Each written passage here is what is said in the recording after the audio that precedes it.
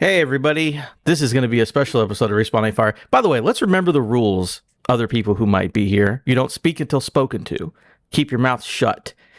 Welcome to Respawn Fire, Kick-Ass Rubber Game Podcast from Affable Idiots. I'm your host, Adam Gumbert, and I've got a couple of things to say. First of all, this is going to be not a lot of news, right? But we've got a lot of game shows and weird segments and stuff. Mm-hmm. This is what they call a chopping it up episode. There is a a category of podcast where it's just like we're a couple dudes chopping it up, and that's just like a talk podcast or whatever. This is going to be an episode, but it's still about video games. Also, I'm going to let you speak now. Today I have with me Chad. He likes Godzilla or Kong. Michael Ennis. Definitely a Godzilla -1 fan. Every other Godzilla movie is now retroactively terrible comparatively. And also, ooh is a phoneme. It's not a word. I was grunting. I went, ooh, and then you said, excuse me. And I felt really like I was not saying words. I was not talking. I was just making sounds of affirmation. I feel you. I'll give you credit for that one. Okay, really quick. So I'm looking at the go live notification. Yeah. Can you guess them all? Get drunk or grab a gun. I don't know what that means, but Alex told me to type it. Yeah. I wasn't here when that conversation happened. Hold on. Excuse me.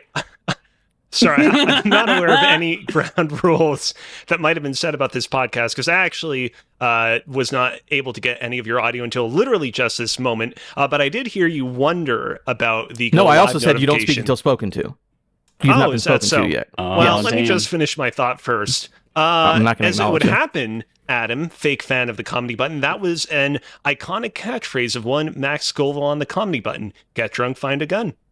Okay, first of all, you said get drunk, grab a gun, and now you just said get drunk, find a gun. Which one is it, Alex? That's what I said originally. That's what I said originally. You can go back into the audio tapes. I said get drunk, find a gun, and you, Chad, interpreted that as get drunk, grab a gun, which is not what I said. Here's the fun thing. Remember, I started recording my audio as soon as I joined this Discord call. I don't know, 113 of the comedy button, or wherever it is that Max said it, and he says get drunk, find a gun. So we also have with us here today Alex, fake fan of the comedy button, Cozina.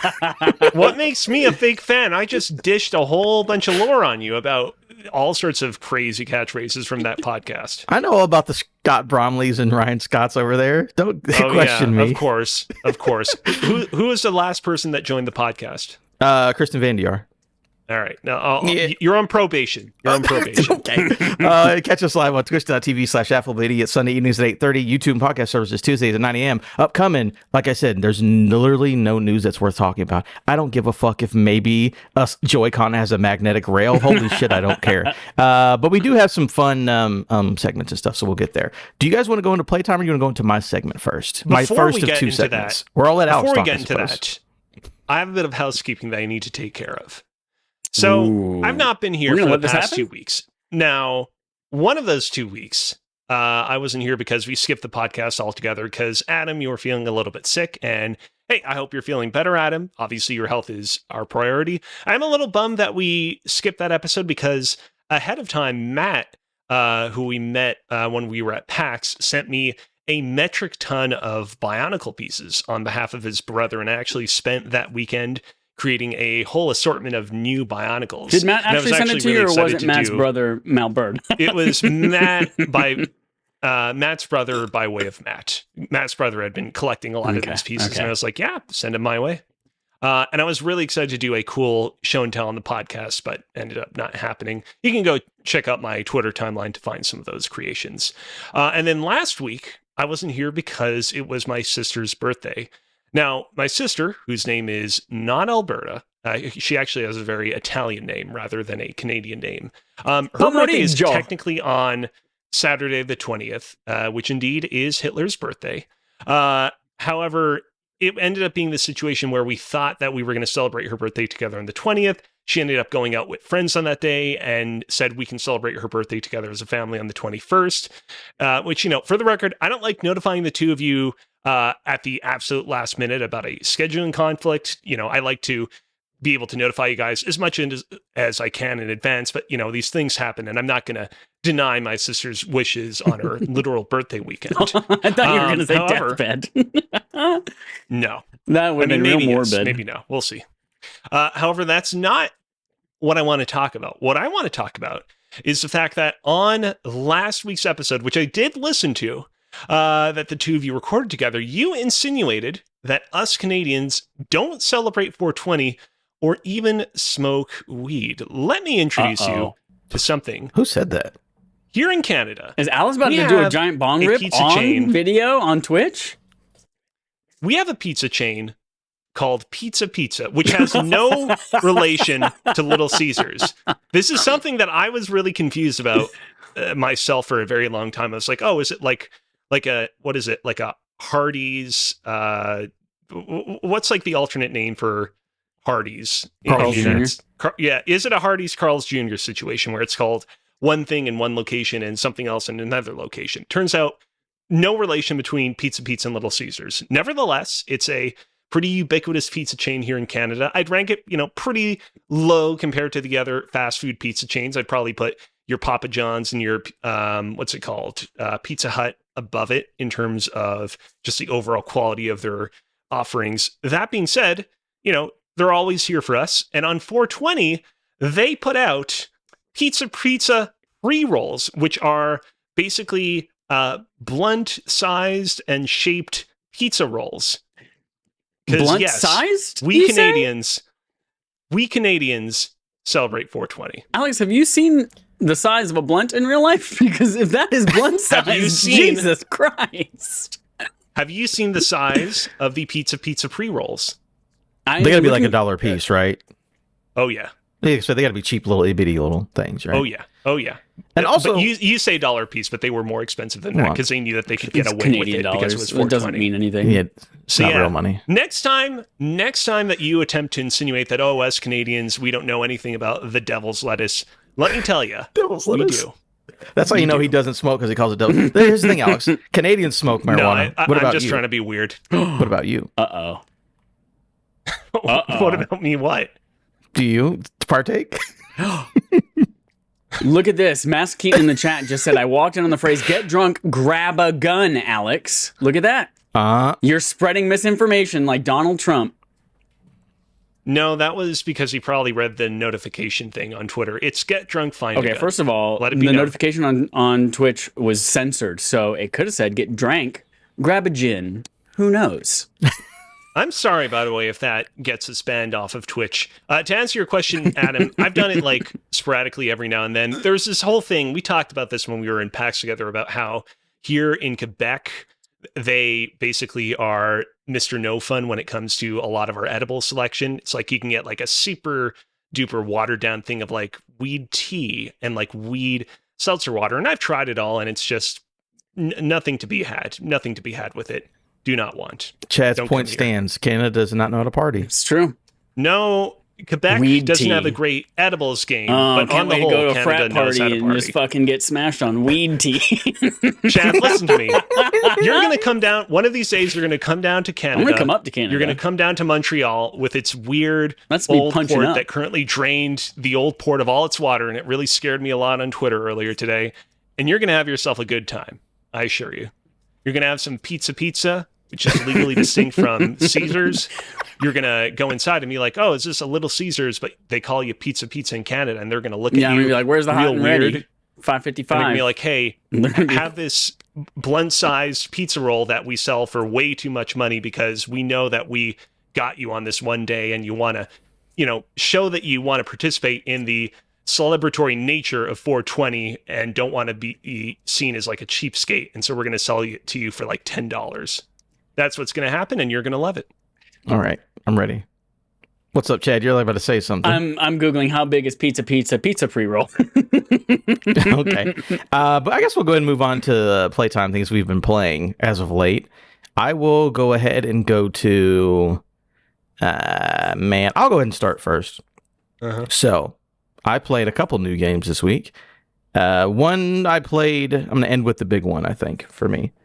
So there's this game on Game Pass And remember when everyone's like, hey, AA games died and they went away and we don't have AA games anymore? Right. Let me tell you, I played a AA game the other day. It's called Evil West. Came out, I think, last year, and it's very much like the premise is that it's cowboys, but like they fight vampires. Think Men in Black, but if it was set in like 1892 or something, and you fight vampires. And that is a AA. This was 100% be $40 at GameStop in 2012. A ton of fun, though. Just punching those guys around. It was kind of like that. I think there was a free PlayStation Plus Essentials game. Yeah, I think it's been on everything at this point because they just gave it away. But that era of AA, this is a game you rent from Blockbuster for a weekend and play with your friends. It came back, and I've actually been having a lot of fun with it. It's real fucking stupid, and I'm enjoying it. But then the games I actually play that actually matter. I clawed my way in another Crab's Treasure. Been playing another Crab's Treasure, everybody. I see what you did there. Crabs have claws. Another Crab's Treasure is a cartoon-looking, like you're under the sea, some Disney characters or whatever, but it's a Dark Souls game where you are a crab who gets his shell taken away, and you grab new shells, and you fight hard as balls Dark Souls bosses as you go under the sea looking for your shell. Game super fun. I like it a lot. I think everyone should play it. I know it's on Game Pass and it's out on everything as well, PC and PlayStation. But yeah, it's a hit, man. Like if you're a scrub like Chad who can't even get through Elden Ring, or if you're a loser like Alex who thinks that the Pinocchio Souls is that good of a game, I think you should try another Crab's Treasure instead because it's actually a good video game. Too? Wow. No, it's fine. I said it was fine. It's not even a top 10 game, but you know. I thought we were on the same side. That's not what I remember from our end of the year thing. I thought we were united against the king. We are. I'm giving you a hard time. No, another Crab's Treasure is very good. I think everyone should try it out. There's a thing that I do like about it. Again, it's a Dark Souls game. Silly, goofy times by Aggro Crab. The thing that I like about this game a lot that you guys may actually enjoy is that there is an assist mode in the game. And the assist mode does not affect trophies or achievements or anything. And this is where some fun stuff is. So, normal Dark Souls game, if you die, you drop all your souls, you got to go pick them up. There's an assist toggle, turn it off. You always have your stuff on you no matter what. There's things where you take less damage, take a lot less damage, or take no damage at all. They have basically you can make the game easy mode if you want to, and you can toggle it as much as you want. And the best one in there, and I did it because there's an achievement for it, is there is a one-hit kill mode. It's called Give Krill a Gun, and your shell becomes a pistol. I'm pretty it's a Colt 45, and you just shoot bosses in one hit and they die immediately. And I think you have to do it at least once to get the achievement for it. So yeah, very fun, very silly, very good. It's also kind of a platformer too, not just a Souls game. It's like a N64 platformer mixed with a Dark Souls game. Very cool. I like it a lot. Check it out. And then the last thing, I beat it today. Code provided by EA. I have to say that right here at the top. But Tales of Kenzero Zao. Oh! I have played it. I have beaten it. And I like the game a lot. It's very cool. It is for those who don't know, it is, there was the guy at the Game Awards, the guy who came on stage and was talking about the grief and working through his dad's passing away. They made a game. It's Metroidvania. It takes place in the African backdrop, mythology and stuff like that. And it's the story of this kid whose father's passed away. He's not willing to deal with it yet. So he walks in the other room and is reading the story that his father left him. And it's the journey that Zao goes on. And it's your Metroidvania. The idea is that the god of death in African culture is like, hey, if you can bring me these three spirits, I can give you whatever you want. And he's like, I want my father back. So basically you're going on this journey to collect these three spirits, be able to get your father back. Whole time they're going through going through grief, going through guilt, going through denial, going through fear, all of that stuff. And then it's also very pretty, very solid Metroidvania. I think that's the weakest part of it is the Metroidvania. I would say until you get to the second boss is fine. It's serviceable. It feels like an Ori. It feels like, wall jump. Again, the problem is that Prince of Persia came out this year, and Prince of Persia is actually top 10 amazing Metroidvanias. So you have to compare the two. But just on its own as an indie Metroidvania game, super, super good. And then I think the voice acting, the entire thing is voice acted. The voice acting and the mythology and the characters and the art make up for the basicness, quote unquote it. But again, once you get, I think, about halfway through, you get some really cool powers where you're doing air dashes and doing stuff like that. So it gets a lot better. But it was a ton of fun. I've been looking forward to it for a while. I beat it this weekend, 100%ed it, got all my achievements. Super dig it. I'm glad it came out so good. I think we're going to do a full review on that. I got 1 or 2 people lined up for it. But Cool. I was very surprised on how well that game works in every kind of way. And if you're a person who has feelings and emotions and a soul, you might, get teared up a little bit. I don't. I will. But Go ahead. there's that. No, I just don't have emotions. That's all I'm saying. Got it. I will say just real quick, I've been playing a lot of Dave the Diver, which we will get to. This game is next on the docket. We will obviously have our barf game decided on for May by the time I'm finished with Dave the Diver, but I want to get this out of the way first before I get to whatever that game will be. It's like 9 hours I'm too, looking forward by the to way. it. Master Keegan says in the chat, as someone who doesn't know much about African culture, would this be a good way to learn more about it? Yes. Anything like even going down to like watching Black Panther, again, you don't have to, it is an Americanized Hollywood version of it, but you still get to know a lot of stuff. Yeah, they've got there's a lot of stuff. Again, that's the thing I was talking about with somebody. It's like the fact that in America, to be Black and descended from African people, but you don't have that African culture anymore because it's so far removed. If it's like, legitimately, like, does anyone know their great-great-grandparents' names? I would say most human beings have no fucking idea, right? So once you get so far back, you don't even know your own culture. So it's really cool seeing this stuff, even as a Black person, like, oh, like I've heard about this thing here and there, but I think it's a pretty good representation. Because, we had like a lot of Norse stuff, and now everyone knows, between God of War and Hellblade, like we know a lot of Norse. So I think this is a cool introduction to it, and I'd like to see more stuff in other cultures that, like we go in cycles. Like we get a lot of Greek stuff and then they don't do Greek. Then we get a lot of Norse stuff, then we don't get Norse anymore. So I think if we have a boom of African culture stuff, that'd be cool. And this is a good one to do for that as well. You mentioned it's like 9 hours. When I hear about this game, I think about Venba and how it's a game that I really, really enjoyed the story and the characters and the dialogue and the issues they were dealing with, but really did not enjoy the game mechanics themselves, like the actual cooking and all of that, the kind of stuff there was really frustrating to me. Does this game feel like being, almost 5 times as long as Venba, it sounds like? Does it sound like something I'll be able to suffer through for here's the question. The entire game to absorb the story? Well, like I say, because like the combat is fun. I like the flow of it. So you have a sun and a sun and a moon mask. So you basically have firepower and ice powers, and you switch back and forth while you're fighting. But the thing is, do you like platformers? Do you like Metroidvania platformers, Chad? I think I do. Oh, then you'll be fine. Okay. The gameplay isn't bad. It just feels like this is like an average gameplay until you get some of those upgrades. It's not bad. It's just like, oh no, this is what these games should feel like. But it doesn't do anything special until, like I said, maybe 3 or 4 hours in. Okay. You start getting this cool thing. But it's not a slog to get through. It's not like, oh my God. It's just like, oh yeah, I'm doing the wall jump and then I do the dash to get onto the ledge. It's that kind of stuff until you get the crazy powers and you're gliding and flying around and stuff. So I think, especially for 8 or 9 hours, I think you'll have a good. And then this is one of the ones, I don't know what version of PS Plus it's on, but I know it's on. I don't know if it's Essential. Yeah, that Pro game extra. catalog. So it's Essentials and Premium. Is this all the way down? So everyone PS Plus. Sorry, not Essentials. Extra and Premium. It's Extra and Premium? Yeah. Okay. So if you've got that PS Plus, go check it out because it's on that service. And it's also like $20 if you just buy it. Like it's nothing. So yeah, good game. I'll let Alex go. Before next. you let Alex talk, I'm going to cover his face. Uh-oh. With Yes. This is a promo image. If you're watching the Twitch stream, this is a promo image of Pizza's hot box. Oh, that's good. I like that. It includes one of those pre-rolls, the pizza pre-rolls. If you zoom in a little bit, so I will crop in here. Look at the size of that thing compared to a lighter on the bottom right of that box there. Or even the creamy ganja, and of course it says it in French as well, ganja crémeuse, like dipping sauce. Like, how big are your fucking Canadian blunts? That thing's enormous comparatively. That's wild. That's like Cuban cigars. Like that's a big boy. Yeah. Huh. Wild. All right. Cozy bringing up the goose.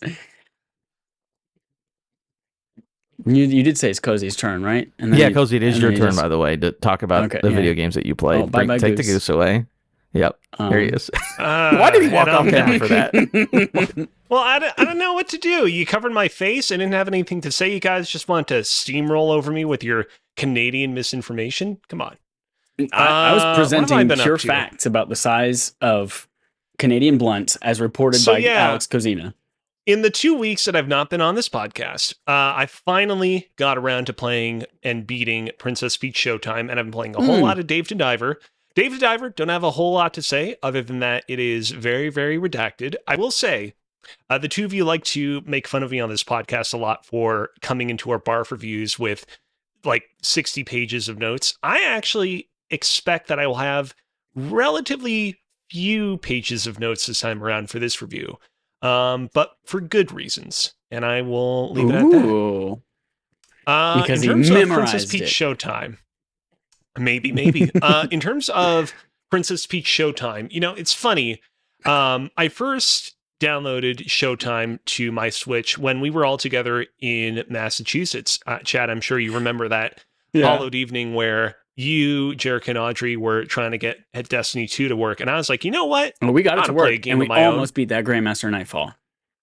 Nice. And we died on the boss. But in the background, I was like, might as well download Princess Peach Showtime to see how this thing runs. And we all agreed, doesn't run well. From a technical standpoint, it's got some performance issues. But the game itself seemed pretty solid. And I will attest, the opening hours of Princess Peach Showtime, very solid. I think what it took me a bit of time with the game to kind of like fully understand was that past those opening hours, past the kind of like first iteration of each level in the game is not quite able to kind of sustain the same level of magic that it has early on. The way that this game is structured is that Peach has 10 different transformations. So you have your ninja, you have your baker, you have your ice skater, mermaid, so on and so forth. And you have 3 different levels associated with each transformation. You have like the initial level where Princess Peach initially starts out as just the princess and then transforms into her new form. Then you have a second level where she's already transformed from the start. And then you have a third, effectively a mastery level, where it's shorter than the prior two, and you have to basically liberate someone that plays into the overall plot of the game. And what was disappointing was getting to the secondary level for each transformation and the mastery level and discovering that those levels don't really introduce a whole lot in the way of like new mechanics or systems that take advantage of Princess Peach's forms in new ways that we didn't see in the first 2 levels. It largely just regurgitates a lot of what we had already seen up until that point in the game. And it was kind of disappointing. And also disappointing, I thought, was the final boss, which actually introduces a new form that you had previously was not introduced in the game and has not at all been advertised in the lead up to this game's release, but actually from a gameplay standpoint ended up being pretty, I would say, lackluster. The one positive note, however, that I will end my mini review of this game on, however, is that, leading up to this game's release, there was a bit of a minor controversy where we didn't really know who was developing it because Nintendo was being very secretive about that information, same way that it was with the remake of Super Mario RPG. And then eventually it came out that it was being developed by Goodfeel, which is the studio that has been behind a lot of the more recent Yoshi games and Kirby's Epic Yarn. And that it was also being directed by Etsunobu Ebisu, who in many years past was responsible for a lot of the Mystical Ninja Goemon games, which were on the Super Nintendo and Nintendo 64. And let me tell you, it certainly is interesting, now knowing this information, that far and away the best Peach transformation in the entire game and the best levels in the entire game all center around Ninja Peach. I tweeted about this on Twitter, but like, if Nintendo made a sequel to this game that is exclusively about just Ninja Peach, I would 100% buy that game, because I thought that Ninja Peach's levels were the most successful of any of the levels in the game. I felt like they had just the most variety and most inventiveness of any of what the game had to offer. And yeah, I would definitely take a lot more of that. So overall, I feel like I'm pretty much in line with where a lot of critics landed on this game, of it being good, not great, but there's certainly a lot to appreciate. Do you think, I know that internally a lot of developers and companies have like code names for things. Like I have a cousin who worked on The Last of Us Part 2, and they called that T2. internally. Mm-hmm. Do you think that Nintendo internally calls Princess Peach Showtime pee-pee shitty? No. Just PPS. No. Pee-pee PPS shitty. for sure. No. Nintendo's history of weird internal names is so weird because you had the Wii, which was the Revolution. You had the GameCube being called the Dolphin. You had the Wii U, which was Project Cafe. And then you had the Switch, which was the NX. So I don't have the faintest clue of what they might have called this game internally. Oh, we know what it was called. It was called Announce Princess Peach Game or whatever it was called before. Oh, yeah, that's right.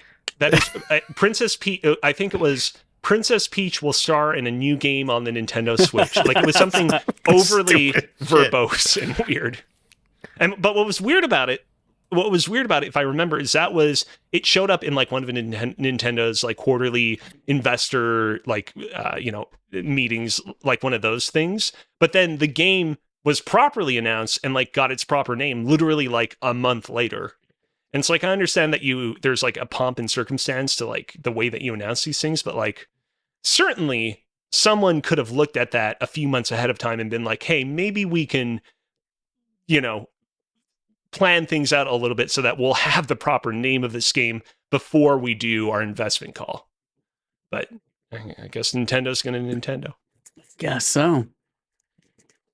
Oh no, Chad, I was trying to look up the do? Princess Peach name and then I accidentally closed the docs page and now I got to get the docs page back open again.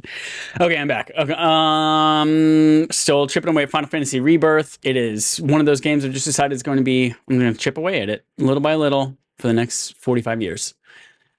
Still enjoying all of it. I am now just got to what feels like the big plot twist in the story in the city of Gongaga.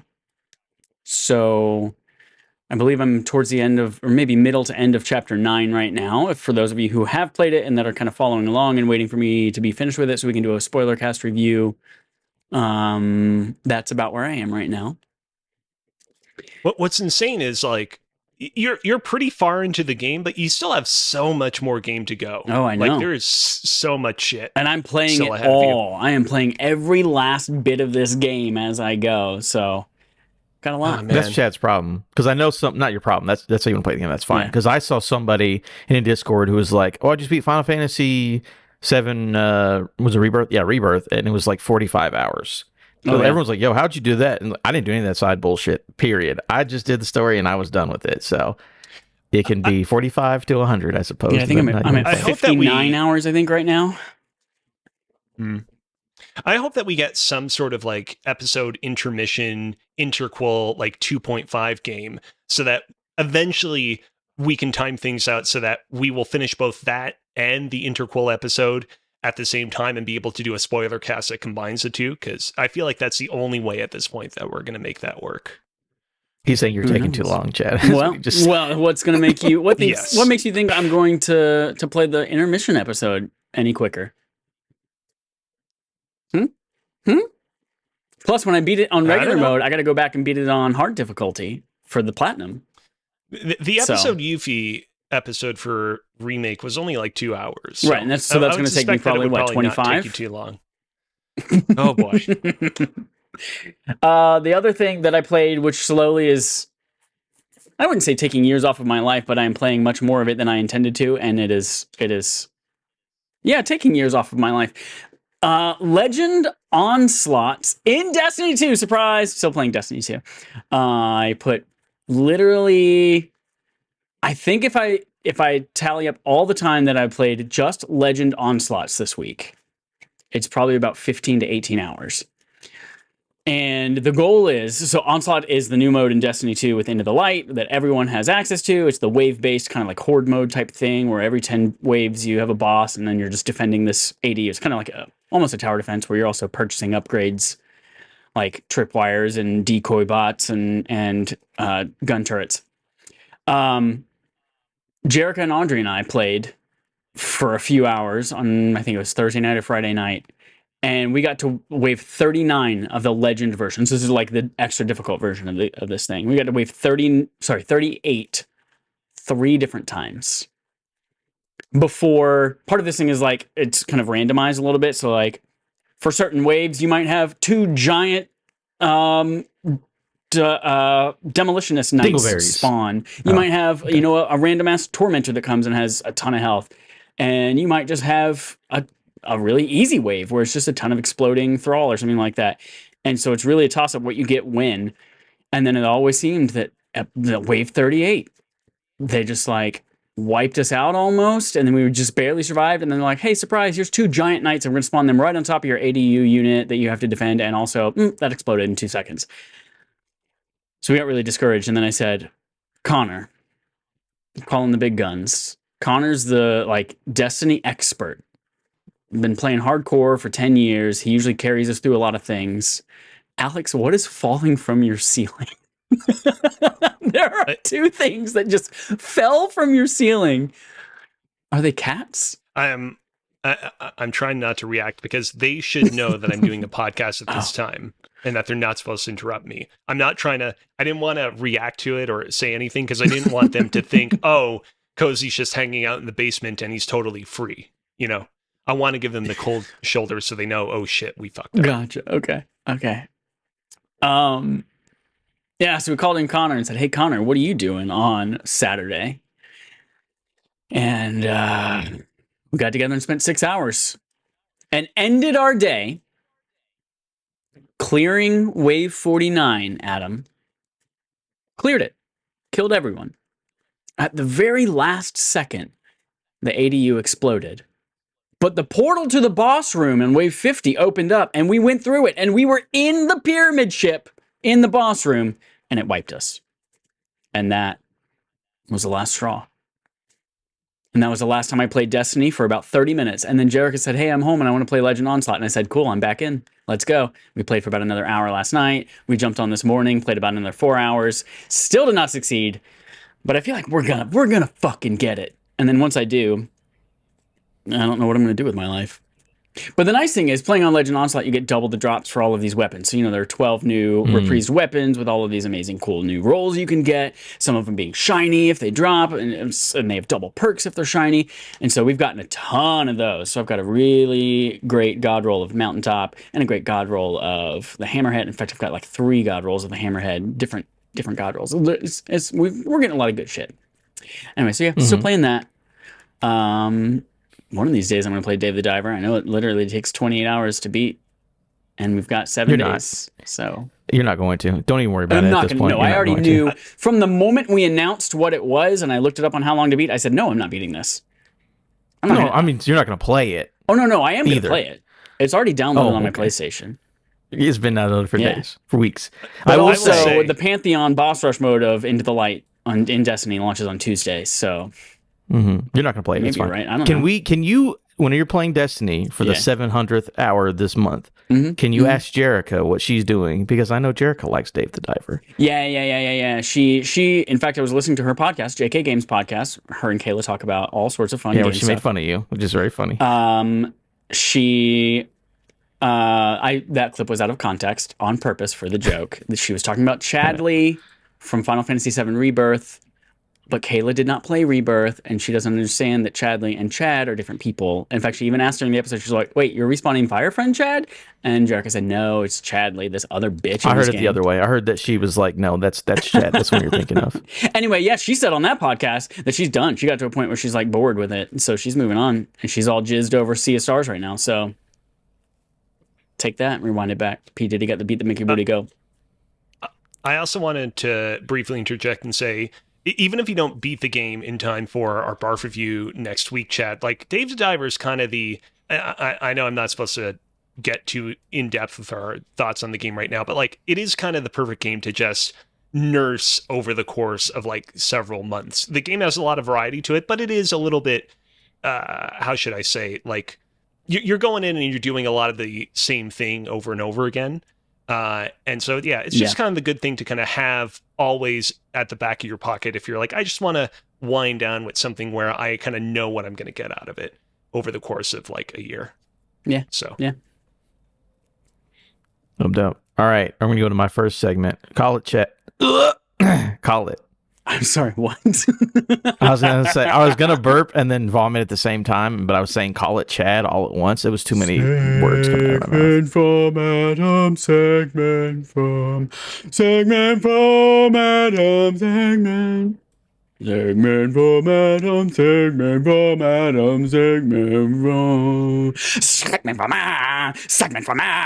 segment from segment from Adam, segment from Adam, segment from Adam, segment from Adam, segment from Adam, segment from Adam, segment from Adam, segment from Adam, segment from Adam. You can see Adam is like so into this, and Alex is like, when is this going to be fucking over? I want to clip Cozy's face on that one. It's so funny. By the way, you sound like Randy Newman at the beginning. That was the Halo theme song, which is another game developed by Bungie.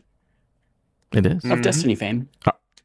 First part, segment from Adam, we're doing our meta madness. I remember there was a joke about Mark Zuckerberg's meta in here. I don't remember it anymore. It's fine. These are the best rated games of the month according to Metacritic for the month of April, because we're at the end of April. Number 1 on the list, Botany Manor at an 84. There it is. Which is... you said there it is, or you don't know? No, it said there it is. There's the one game a month, and I'm like, what the fuck is this game, and how I never heard of it, and how's it this high? It is. It's sort of like you do botany. It's sort of like The Witness mixed with like a puzzle game, but the puzzle, a different kind, an easier puzzle game. But the puzzles are like, how do I make the plants grow? It's like a really chill, like gardening game, basically. Stellar Blade in 82, clap them cheeks, clap them cheeks. Children of the Sun at an 81, and Another Crab's Treasure at a 79. A slower month, and not slower, lower scores than we had in some of these last months, but a lot of smaller indie stuff. So that's actually pretty cool to see that. We got some fun stuff here. But yeah, those are the 4 games that were close to an 80 or above for the month of April. So there we go. Can't wait for May. There's literally 17 games coming out in the first week of May. I know, including Hellblade 2, Electric Boogaloo on the beach. All right. I would say Another Crab's Treasure is fun. I want to play Children of the Sun. No, I'm never going to play Stellar Blade. Never going to give you up. Never going to let you down. All right. I do have a part 2, though, Chad. Oh, is it me looking at how many points I got for PPCT? You got all the points in the world. You got 7,000 points, but the points don't matter. No, this second part of Adam's segment, it's called 6 Degrees of Kevin Bacon's being John Malkovich. Oh, nice. Okay. You have no choice but to play this game that I love, and I don't give a shit how you feel about it. So, 6 Degrees of Kevin Bacon's being John Malkovich is basically the game where we take some sort of property. Maybe it's a movie, maybe it's a TV show, whatever it is. We take the actors in that thing, and we relate them to other actors or people or whatever has been in video games. So this person was in this movie with this person, who made a music video with that person, who's married to that person. What video game is that person in? That's how the game is played. A little different rules. Cozy wasn't here last time we did it. There's going to be a tiered system now. So you start at 3 points, go down to 2, go down to 1, based on how many guesses you give and how many clues you have. I'll explain per thing, but basically, if you get it on the first time, you don't need extra clues, you get 3 points, whatever. Whoever has the most points at the end of the game wins. But there are tiers instead of you just keep guessing and then it's all worth 1 point. So, this week's edition is all about Fallout. Oh, remember that TV show Fallout? I that do. People like that's Fantastic. really good? Excellent show. That TV show has 3 main protagonists, and we're going to go through 6 degrees of them right now, starting with Ella Purnell, who plays Lucy McLean, which is the girl from The Vault, if you've watched the TV show. She actually has another pretty big video game TV credit. She's Jinx in Arcane. She's one of the main characters in Arcane, the League of Legends show that is fucking phenomenal. The other main character of that TV show, his name is Vi, I think it's Vi because Violet, voiced by Haley Steinfeld. We all know she's Girl Hawkeye. Yeah. She's in, she's in a lot of stuff. She's in Bumblebee. She's actually a really good movie. Steinfeld actually became famous for musical performance because she was in Pitch Perfect. She was the main girl in Pitch Perfect. I think is really what launched her career, right? So she's known for music stuff. She's actually opened for a couple acts, including, what is that? Meghan Trainor? Was it Charlie Puth? Is that his name? I didn't write down those names because the opening performance that I care about is because she opened for Katy Perry. So this part of this game, now let me finish this. What is the game and the name of the expansion Katy Perry is featured in? Shout out to Jacob McCourt. This was the last answer on video game trivia. Yeah. No looking it up. Yeah. But I need the exact name of the game title and the exact name of the expansion featuring Katy Perry. So what we'll do is I'll let you guys give me a guess. If it's wrong, we'll go down to 2 points. If you can only get part of it correct, I'll let the other person steal for the amount of potential points if you can't give me the full title. So, Katy Perry, Ella Purnell, 6 Degrees Kevin Bacon. What is the game that Katy Perry is in, and what is the name of the expansion? I need the full correct names for all of it to get the maximum points. Whoever wants to give me a guess, give me a guess. The expansion is called Katy Perry's Sweet Treats. Okay, Chad, do you want to give me the game that it's in for a potential steal? Oh, shit. Because Cozy doesn't want to give me the game for some Just reason. Dance. Oh, the game is The Sims 3. Oh, fuck. It's right. Well, It's The Sims. Chad said Just Dance, so yes, Cozy gets 3 points. He gets it correct. I remember we watched that it's video. The Sims. I didn't know We it was watched The the Sims. video. Why the fuck would I know it was The Sims? For the record, I was just a little bit confused of, are we supposed to give just one or the other? Are we supposed to... I said, what is the name first? of the game and the expansion that Katy Perry was featured in? Well, I got one of those right. Did I get the Sweet Treats part right? Yes, you got both parts right. Okay, there we But go. I'll give you 2 points because you had to guess it on the second time. You didn't give it to me once. All right, whatever.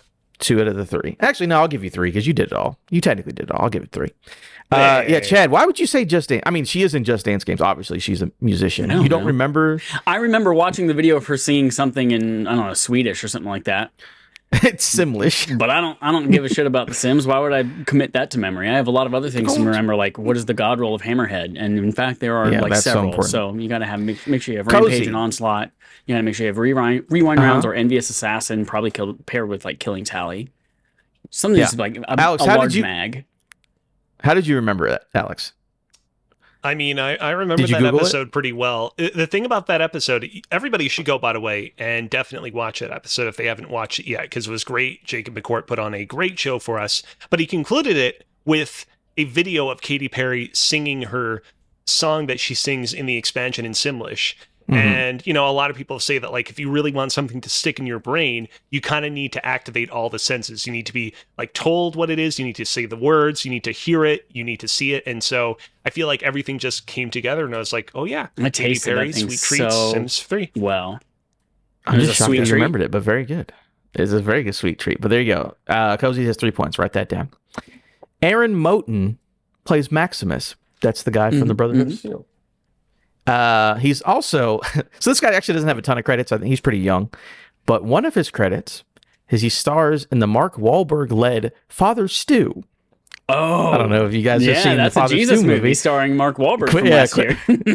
Quick synopsis: Father Stew is a 2022 biographical drama film starring Mark Wahlberg as Stuart Long, a boxer turned Catholic priest who lives with a progressive muscle disorder. Okay, Mark Wahlberg, good for you. Mark Wahlberg was Sully in Uncharted, featuring Tom Holland as well, and Mark Wahlberg is the young man. Directed by Ruben Fleischer, who also directed films such as Venom 1. Venom. But also Zombieland and its sequel. Yeah. Thomas Middleditch has 4 voice acting credits, but Thomas Middleditch is in Zombieland. He has four voice acting credits. Name me one. So here's what it is. If you can give me one, we're going to go through a round of guesses. If you can't get it, I'll give you a clue and then we'll go on, whatever. If you can give me one and the other person can give me another one, then you can steal that round. Oh, okay. Just a heads up. But basically, Thomas Middleditch has 4 video game credits. We're going to go through our first round of guesses, if anyone can give me, and then I'll give you clues from that point on. So, does anyone have guesses for Thomas Middleditch's fucking video game credits? Thomas Middleditch, that's definitely a name that I've definitely seen while scrolling through some of these. Like, he's the main pages. character in Silicon Valley, if that helps you. Yeah, he's in Silicon Valley. Yeah. He's also real good friends with Ben Schwartz, who voices Sonic the Hedgehog in the Sonic movie. He sounds like someone that's been in a Call of Duty game at some point. Okay. That is incorrect. Chad, do you have any guesses? I don't know why, but my brain isn't going towards Borderlands 3. I don't know why. No, not Borderlands 3. I'll let you guys get a couple more guesses in before I give you some clues and go. If you have anything. If not, I'll move on and just give you a clue. They are very random. It's going to be difficult. So something I discovered when I did when we do our Barf episode reviews, when we're doing a review of a game that features like a large voice cast, I like to do a little segment called Voice Actor Trivia, where I look up and see what other roles, the voice actors of the game have been a part of. And something that I discovered is that seemingly every voice actor under the sun has voiced a character in Final Fantasy XIV. So I'm going to say that he voiced someone or something in Final Fantasy XIV. No, Thomas Middleditch is not Final Fantasy XIV. He looks. Chad, looks like he might be a real life version of like a Psychonauts character. So I'm going to say Psychonauts. No, good guess, but no, not Psychonauts. Okay. Do you guys ready for some clues? Ready for clues. Yep. Okay. So this is a very general clue. It's only worth 2 points. So just be aware of that. I will say 3 of his 4 credits are licenses, as in a way that it's a pre-existing thing that he joined the franchise, as you will say. 1 of them is an original property. So 3 of them pre-existing franchises, 1 of them an original property. Also, I'll say the years. The earliest year is 2013. The latest year is 2022. 2022. So 3 of them licensed property, 1 an original. Marvel's thing. Ultimate Alliance 3 on the Nintendo Switch. No. Who do you think he would voice if he was in that game? What hero? I don't know.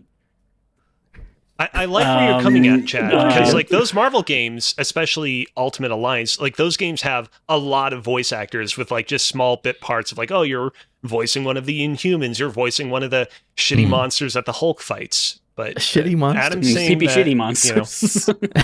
I mean, they all live in the sewers and like bathe in shit. So I'm not being inaccurate. They bathe in shit, huh? Okay, no. So Cozy or Chad, if you got more, throw them at me. Fuck. You know what? I'm going to say, in addition to a lot of voice actors voicing a lot of characters in Final Fantasy XIV, I also found that a lot of them voice characters in the Assassin's Creed series. I can't tell you a specific game, but I'm going to take a shot in the dark and say he voiced an Assassin's Creed character. No, he did not. Star Wars Jedi Fallen Order. No. Also, I just realized Assassin's Creed does not fit into the description of what you just said. So, I mean, if it's Assassin's Creed 1, I suppose, maybe. Yeah. Anything else? Or are you guys ready for your final clue? I'm ready for my final clue. Yes. For 1 point. All right. So I'm going to go down from top to bottom, and I'm going to give you more in-depth clues. These first 3 clues are all based off the licensed games, right? And for this specifically, I will need the exact title because I'm giving you such a generic, broad clue. Clue number 1. He is in a Star Wars game. It's just not the one that Chad mentioned, but he is in a Star Wars game. Again, I will need the exact title. Star Wars Rogue Squadron. He is... Star Wars Squadron. Give you the... Oh, sorry. No. Okay. No. This is for all of them. So the first one is a Star Wars game. It's not the one that Chad said. The next game is a sports game where he was in the career mode, like career my player mode. Again, you will need exact year and exact title. I'll just say it. I'll only let you have one guess. It is an NBA 2K game. He's in the story mode NBA 2K game. You can only guess one. You can't just say all the years of NBA 2K. We'll not let you do that. The third one, it's based off of pre-existing licensed properties. It is a mobile racing game. Mobile racing game. You guys were trying to guess mobile racing games on the last episode when you did your old, what was it? That segment where you were like building a draft. Mm-hmm. And the two of you decided in the end to just go with that Mario Kart mobile game. Yeah, that's the best. Because you're like, there's nothing else that the store has to offer that we're really interested I wouldn't have guessed this one, but yes. And then the last clue, this is for the original game. Okay. This is a game from Squanch Games. Trover Saves the Universe. High on Life. Cozy gets 1 point. Fuck he my is Ranchy in High on Life. Okay. The whole time, this whole thing, I was like, I feel like he was in Trover Saves the Universe, but then I was like, no, that was definitely Justin Roiland doing all those voices. And then I assumed every Squanch game was just him, but nope. Fuck. Yeah, NBA 2K20. So the other, it was 20. Fuck It is NBA 2K20. Oh. That is the. I'll give you 1 point for that. Wait, don't I steal his point if I guess a second one in the same round? No. No, we were on the last point. There was no stealing. Okay. You were on the very last point. You both get a point, though. I'll give it to you. He was also in Star Wars: The Old Republic, which is the MMO. Oh, okay. Okay. He's in one of So it was the the Final expansions. Fantasy 14 of Star Wars. Of Star Wars. I was going to say, I was kind of close, but not You were quite. close. And the last one is Warped Kart Racers, which is the Fox Animation kart racing game. So it's like King of the Hill, American Dad, Family Guy. I was going to say Nickelodeon kart, but I was like, I don't know if that's a thing. Yeah. So the scores right now are 4-1. We have one more round of stuff to go. Chad basically has to get it right on this first one to be able to tie the game. Or if I don't, then it's charity. Exactly. There you go. All right. Walton Goggins is the ghoul. Yeah, he is. Ooh. This one I love. This is my favorite one, so I did it last. Walton Goggins also was featured. I think I'll have to double check it. He is featured in the Shield video game for PS2 because Walton Goggins is in the Shield. They made a Shield video game for PS2. It's like a 38 on Metacritic. It's an awful video game. Walton Goggins has that credit. Also, who has a credit in that video game is Michael Chiklis. Obviously, is the main character of the Shield. He's in the Shield video game with Walton Goggins. I mean, just the TV show. Michael Chiklis has one other voice acting credit, and that's for Ben Grimm in the Fantastic Four video game adaptation. Okay, yep. So those original Fantastic Four movies back in 2006 with or whatever Captain America in it. We'll get to that. Okay. That video game, or the Fantastic Four video game adaptation, features every single actor in their counter roles in the movie. So every actor in the movie is the actor in the video game. I need one other credit one of those three other actors had. Each one of those actors only had one other singular video game credit. So those actors would be Jessica Alba, Captain America, what's his name? Chris Evans. Chris Evans, and then what's his name? Ian Gruft, the guy who played Mr. Fantastic. So the other three members of the Fantastic Four all have a singular other video game credit. If you can name it for me, that's how you get the point. From any of them. Just give me a video game that one of those three other actors was in. So Chris Evans, Jessica Alba, and Ian Grufton, or whatever that guy's name is. I'm going to say Deus Ex Mankind Divided for Ian Grufton, maybe. I don't know. No, he is not in Deus That Ex. game also came out in 2011 anyways. This sounds weirdly obvious, but...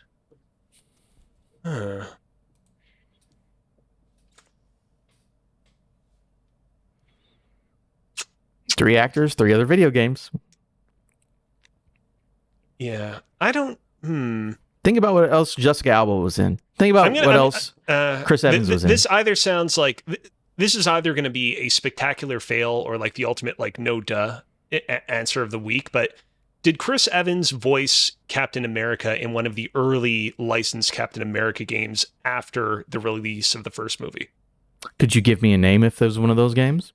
Because I need full names for these Captain things. America, like Hydra Society. No, Captain that is America, not the a first video game. Avenger.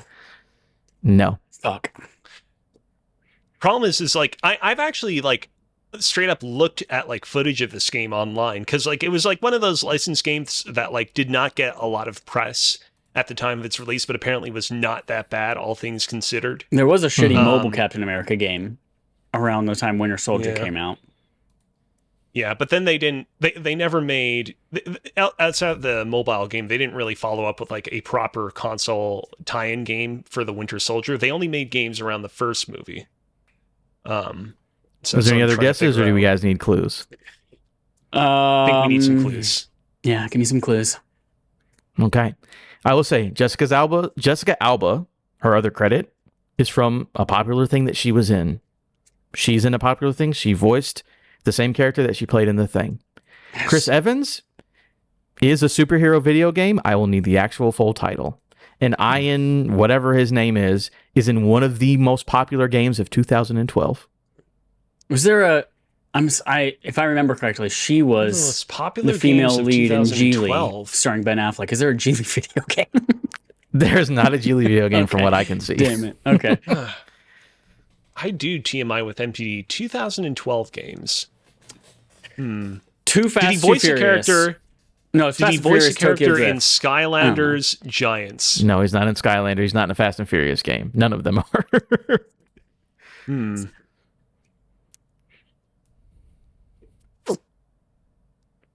Made in really this Manhattan. difficult? Wasn't she was in? No, that was J-Lo, wasn't it? That's J-Lo, I'm pretty sure, yeah. You guys need the last clues for these?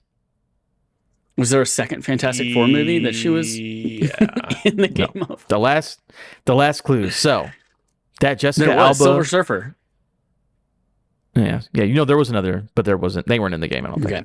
So the Jessica Alba one is based on a popular thing that she was in. Again, let me get through all these clues before you yell them out, by the way, because these might make it easier. The Jessica Alba one, she was the main character. It was a work of James Cameron. Chris Evans, it is in fact a Captain America video game. In 2011, I need the title. And as far as this Ian Grufton guy or whatever his name is, Grufta, again, very popular game of 2012. It would be an Activision Blizzard game. I'm in the lead. Can I just rattle off random Captain America names to see if I can get it? No, if you don't know it, that's just going to be awful. Unless you can just give me like a good guess. World of Warcraft. So, Captain America. No. Serpent Society. Nope. Okay. What was the clue for the Jessica Alba's thing again? It's a James Cameron joint. Yeah. Avatar. Nope. No. Jessica Alba's not an Avatar, so that'd be really weird. What else has James Cameron done? The Abyss, Titanic. Nope. You guys done? I think we're done. You guys have no idea. Done. So, by the way, what's that Jessica movie with Alba the water in the cave? Oh yeah, the cave. The Abyss. No, there's the one where they go in the cave, not the Abyss. Okay. So it is Dark Angel, which was a TV show produced by James Cameron in the early 2000s, starring Jessica Alba. She's like a spy or something. He was very popular. She was in the video game. Dark Angel. It's a big deal. Chris Evans was in Captain America Super Soldier from 2011. It was a 360 PS3 game. Right here. Again, that game apparently not as bad as you would think it to be. Shitty title. Yeah. That is not a good title. He is a super soldier. And this guy who played Mr. Fantastic, whose name is Eon or whatever, he's in Diablo 3. Oh, okay. He is the voice of the Necromancer in Diablo 3. No. Oh. So technically he came out in the expansion of Diablo 3. I was going to say, the Necromancer that released in like 2016. The way that it's listed is Diablo 3 came out in 2012, so it's listed as 2012, even if his performance was later. The game that he's on is 2012. Because the expansion doesn't get its own SKU, right? It does. Yeah, it was like the Lords of Evil edition or something like that.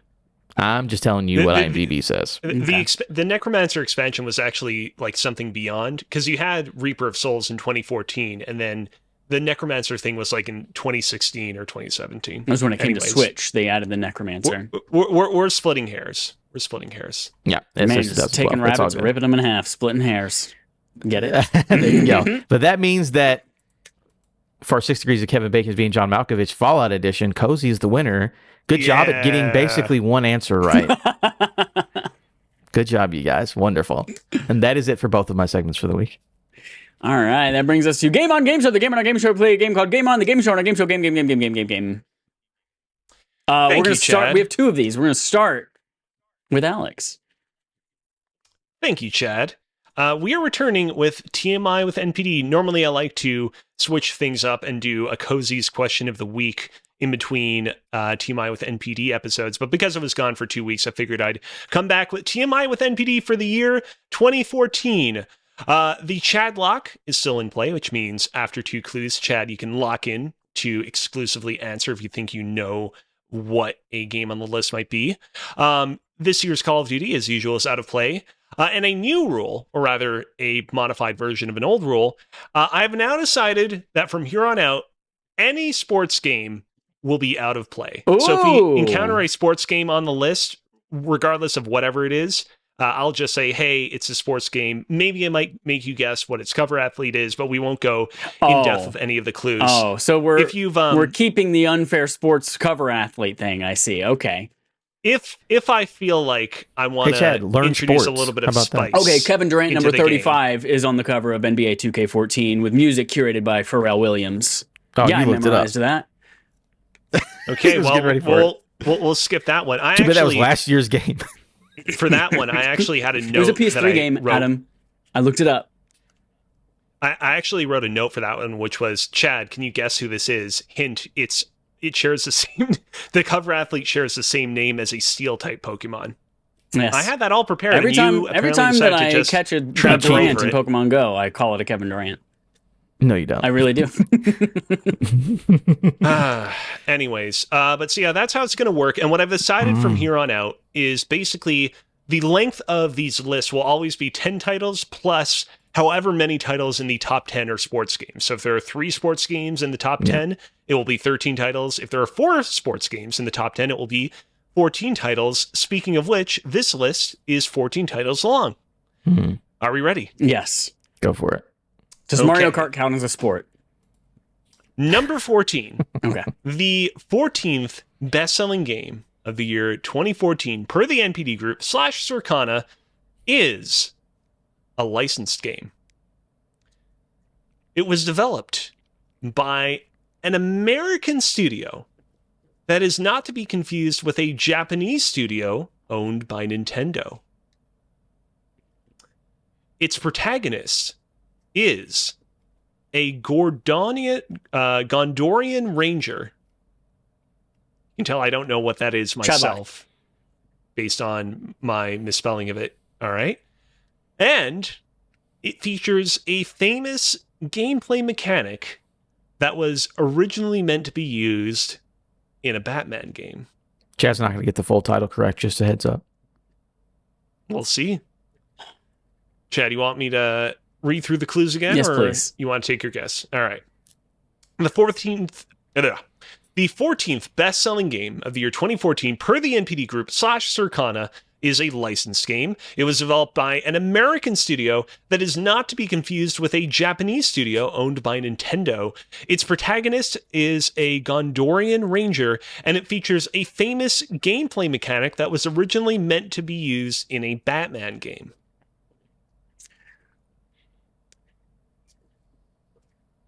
Middle-earth Shadows of Mordor. I will give it to you. It's just Shadow of Mordor. It's singular, but I will give you the point. I'm shocked you got the Middle Earth part. Yeah, I know it's not no Lord of the Rings bullshit. All right. Number 13. The 13th best-selling game of the year 2014 per the NPD Group / Circana is a remake. It allowed players to fly in the sky over the world that the game takes place in, which was not a feature in the original version of the game.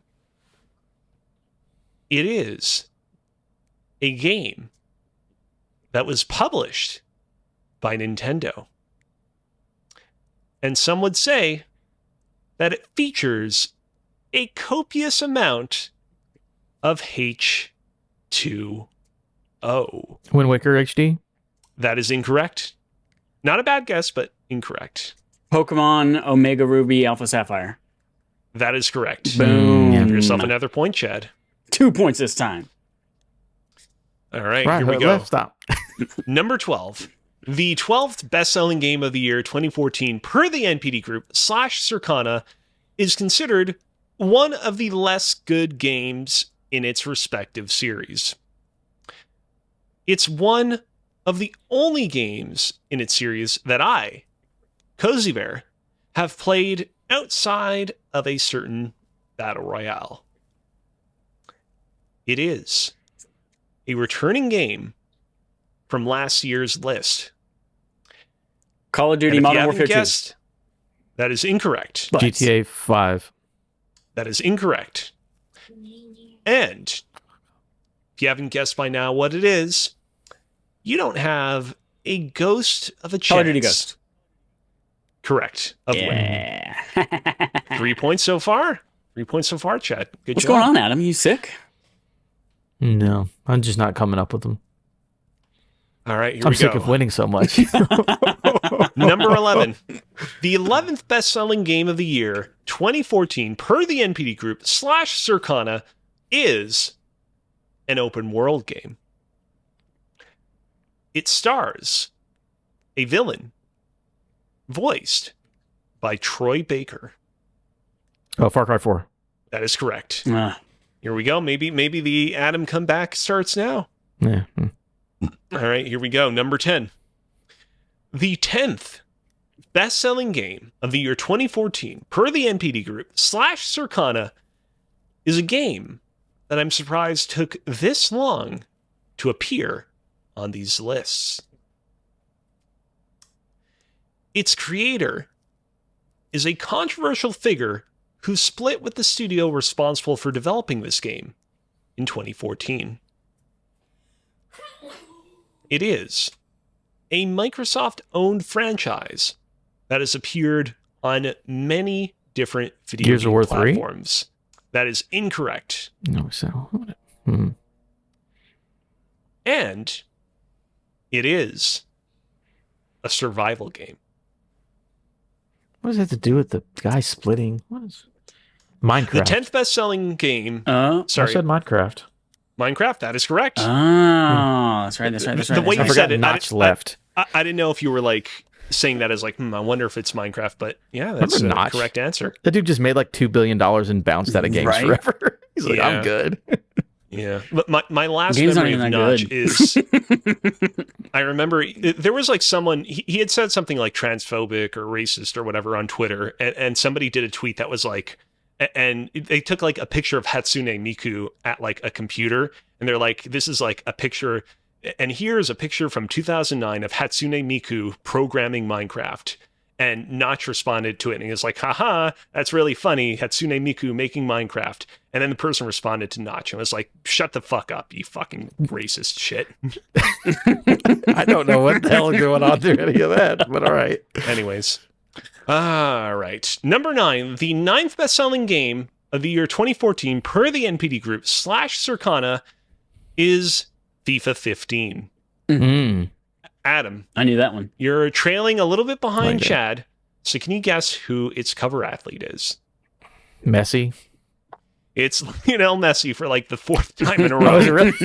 I was just guessing.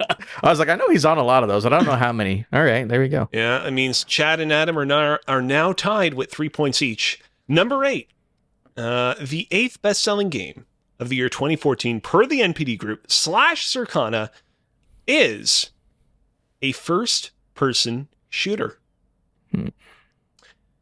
It was exclusive to Xbox consoles and PC. It was developed by a studio. Master Chief Collection. Halo Master Chief Collection. That is incorrect. Okay. Incorrect. It was developed by a studio founded by former Call of Duty developers. Oh, Titanfall. That is correct. Booty. All right, here we go. Number 7. The 7th best-selling game of the year 2014 per the NPD Group / Circana is a game that was co-developed by Bandai Namco. Namco Bandai. Bad guy Band-Aids. It enjoyed a long tail of post-release DLC, some of which was very heavily hyped prior to it being added to the game. It's the only Nintendo exclusive to crack this year's top 10 list. And Smash 4. Super Smash Bros. Wii U. Well, Smash 4. And 3DS. You basically both... Smash you 4 both Wii got, U, Smash 4 3DS, whatever. Yeah. You basically both got half of the correct answer. It's Super Smash Bros. for Wii U. Okay. So I'll both give you 0.5 points. Okay. So I believe, Adam, you currently have 4.5. 4.5. Chad, you have 3.5. All right. Number 6. The 6th best-selling game of the year 2014 per the NPD Group / Circana is NBA 2K15. Chad already spoiled ahead of time who the cover athlete for this one is, so I'm going to give him -1 point. Just kidding. Okay. Just kidding. All right. Number 5. The fifth best-selling game of the year 2014, per the NPD Group / Circana, is an action-adventure game. It's set within the third biggest city in the United States by population size. Watch Dogs. That is correct. Fuck yeah, Chicago, That baby. is correct. Chicago's third biggest, huh? Yeah. Yeah. New York, Los Angeles, Chicago. I'm guessing. Yeah. Okay. Yep. Although I think All right, San here we Jose go. is very close, is like getting there. Yeah. Yeah, it's close. All right. Number 4. The fourth best-selling game of the year 2014 per the NPD Group / Circana is Madden NFL 15. Both of you are tied up, so either of you can throw out any guesses you Richard have Sherman. of who the cover athlete. He looked this shit up beforehand. I did look this shit he up doesn't beforehand. know who Richard. He looked it up. He's admitting it. Well, that's going to be And negative like you didn't 1 look points. up Lionel Messi. No, I just guessed. I just guessed Richard Sherman. P. Sherman, Oh, I'm 42, sure. way Wallaby Way, Sydney. What position does Richard Sherman play? Plays cover athlete on Madden NFL 2020. He doesn't know. That wasn't the Adam, question. do you know what position he plays? He's played cornerback for the Seattle Seahawks on that cover. I'm going to Cornerback's say not for a this real one that you position. both. Yes, it I'm is. going to You say meant for this one that you quarterback. both got. Corner. You meant quarterback. Cornerback's not a real thing. Chad, shut up. Or I will actually take away 1 point from you. I'm going to say that you both half answered this question, so I'm going to give you both Back to 0.5 even Just let you points know, I've to been get you both up to studying 5. the grand list of all NBA 2K cover athletes and the grand list of all Madden athletes because these are not NPD numbers, so it's not cheating. These are just I suppose. leveling the playing field. Number 3, the third best-selling game of the year 2014 per the NPD Group / Circana is technically the 7th mainline entry in its respective series. GTA 5. That is correct. Butthole sex. Ow. Hee. All right, here we go. Number 2, the second best-selling game of the year 2014 per the NPD Group / Circana is a game published by Activision.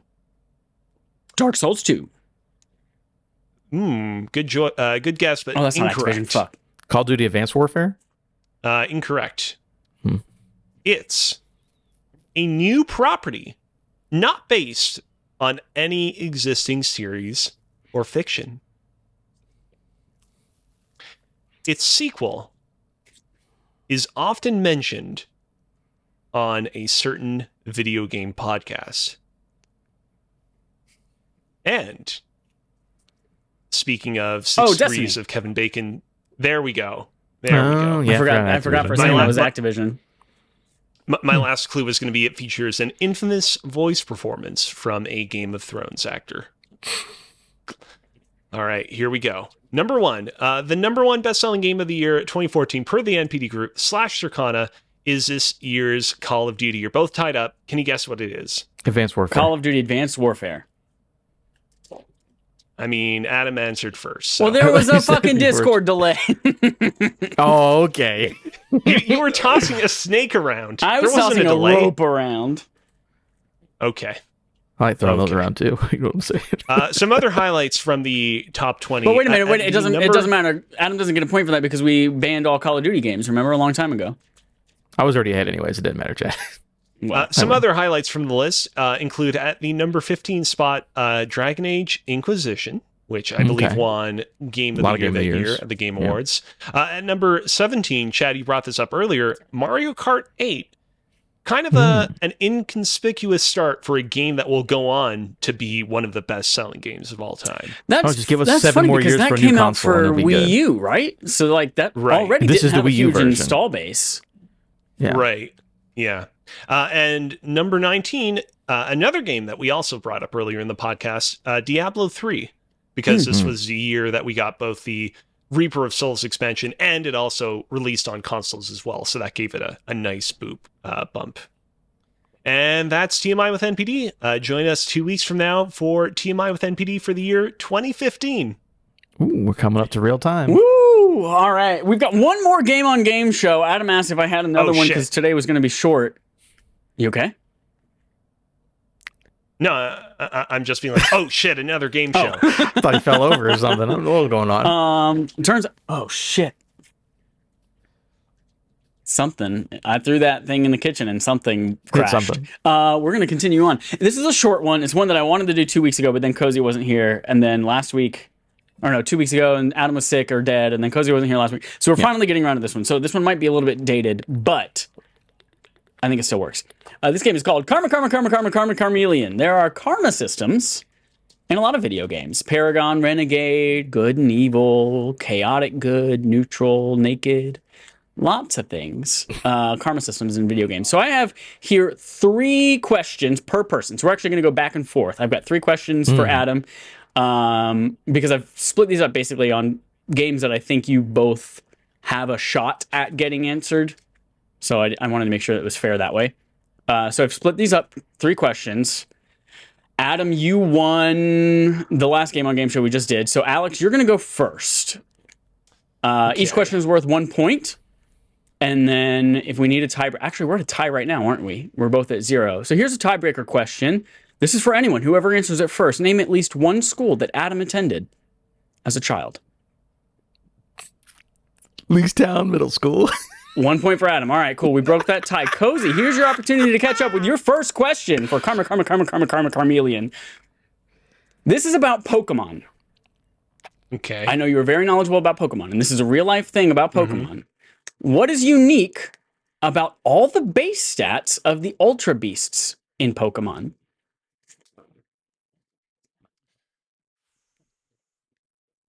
They all, if you were to compute and add up all the base stats of all the Ultra Beast Pokemon, they would all add up to a certain number that is consistent across all the Ultra Beasts. That is incorrect. The correct answer is they are all prime numbers. In an effort to make them feel otherworldly. I think that most Pokemon fans would not get would not get that particular piece of trivia. Well, real Pokemon fans would. Adam, yours, because you're such the cover athlete, knowledge, sports game superstar.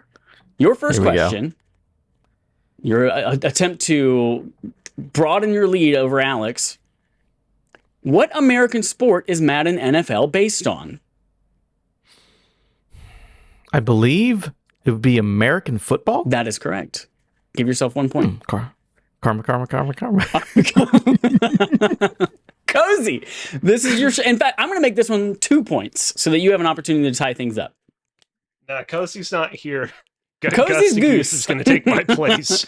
This is about Bionicles, which is something you are very knowledgeable about. Bionicle the game... This marketing manager shares the same name of what character from the title of a Judd Apatow movie? Fucking Shakespeare. I don't know. That is actually a true fact, by the way. The first Bionicle movie, Bionicle and the Mask of Light, was directed by I think it's like a husband and wife duo that were both called like something Shakespeare. Like it was like John and Jane Shakespeare. That's a true fact, actually. Can you name even one Judd Apatow movie whose character name is in the title? Because that also shares the name with this marketing manager for Bionicle the game. I gotta be honest, I don't really know a whole lot when it comes to the Judd Apatow movies. The answer was Sarah Marshall, who shares a name with Forgetting Sarah Marshall's Sarah Marshall. Yeah. Great. Okay. I'll tell you what, we're going to even the playing field. Uh-huh. We're going to swap. I'm going to let Adam answer a cozy question game, or cozy game question. I'm hold on. Alex... Can I just ask a quick question? By the way, this is not Cozy talking. This is Gus the Goose just asking about this. I was listening in earlier. You said earlier when you introduced this segment that you don't know if it would make total sense to do this segment because you think that it might be a little bit outdated by the time that we'd finally do. What about this segment makes it outdated? We'll find out at the end. Let's answer these last questions here, and that might help clarify that. So I don't know. This is all very suspect. I gotta be honest. So we're gonna switch questions. I tell you what, we're gonna make this one worth 5 points. 5 points for this question for both of you because it's difficult. Gives Alex a chance to catch up. Yeah. Adam, yours is also a Bionicle question. Ooh, all right. Is Bionicle a Lego IP or a Mega Bloks IP?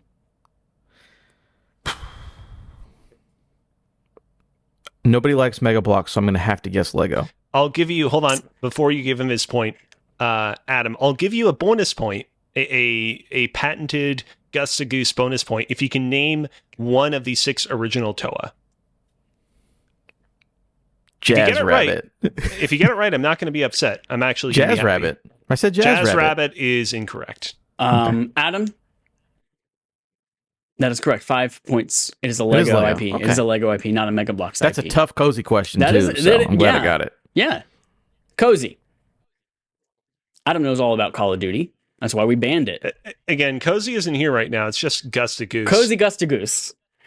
In Call of Duty Black Ops. By the way, if you're listening, hold on. If you're listening to the audio only version of this podcast, you should probably go over to YouTube and watch the video version, because this won't make any sense if you're just watching and audio. if you go watch the video version, also take a look at the pizza blunt. So I don't remember what timestamp that was, but go look at it.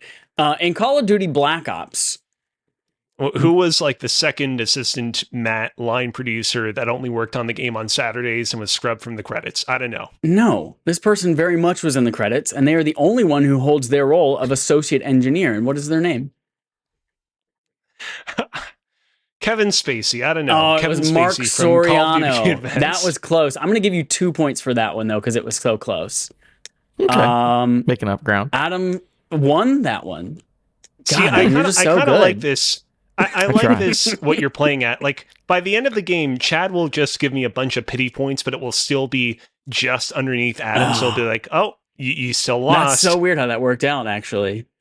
That's wild. No, yeah. So this was a game that I had planned immediately as a response to last TMI with NPD, when you made up the bullshit, hey, this is a tie, therefore let's give Adam a question about who's on the cover of this sports game to break the tie as a way to make things fair. That's what this game was developed as a hey, karma's going to bite you in the ass for that. And then you're right. It worked out because you did the same thing this time.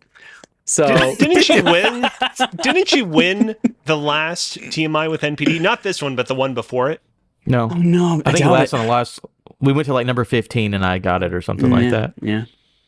We'll have to play back the tapes. And that's it for Game on Game Show. This is for Respawn Aimfire episode 352. You have some homework as a listener. Your homework is to play Dave the Diver, AAA indie game. Hey guys, sorry I'm back. I had to step away to the bathroom. Did Gus the Goose do well? Did he win the game? He had a lot of incorrect knowledge about previous episodes and things that had happened on him, but he got close. Oh shit! He got close. He said a lot of racial slurs as well. He did get that Goose in check. Yeah. Shit! Remember when I asked you before we started recording which was the racist part of Canada? Whichever part he comes from, that's the racist part of Canada. That's a good callback. Patreon.com/RespawnAimFire is where you can go to vote on barf games for the month. As I mentioned, Dave the Diver is the game you all voted for us to play this month, so play that. Write in to let us know your thoughts on it. Be on the show if you've played it and you want to tell us your thoughts live with us on the screen, on the air, Papa John's. And you get to vote. Technically, everyone gets to vote on Twitter, but you get a very, very heavily weighted vote over on Patreon.com/RespawnAimFire for next month's game. That poll will be going out this week so that we can wrap up by next Sunday and let you know what May's game is. Again, you can go to twitter.com/RespawnAimFire and vote there, but the overall winner of that Twitter poll only contributes 1 vote to the Patreon poll. So, much less weighted.